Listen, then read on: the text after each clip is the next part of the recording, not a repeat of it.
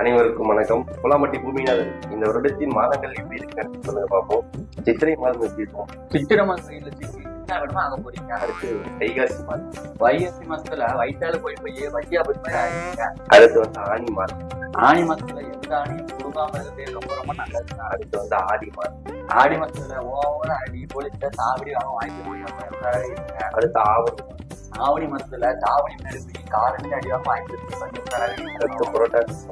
உங்களை பொருட்டு எடுக்க போற மாசம் புரட்டாசி மாசம். அடுத்து ஐப்பசி மாதம். ஐப்பசி மாதம் ஐயோ அம்மா பத்தின்னு சொல்லி கேட்டாலும் சோறு போட ஒரு நாய் வர மாட்டானுங்க. அடுத்து கார்த்திகை மாதம். கார்த்திகை மாசத்துல கண்ட்ரோல் இல்லாம கண்ட ஓட்டெல்லாம் அடி வாங்க போறீங்க. அடுத்து மார்கழி மாதம்.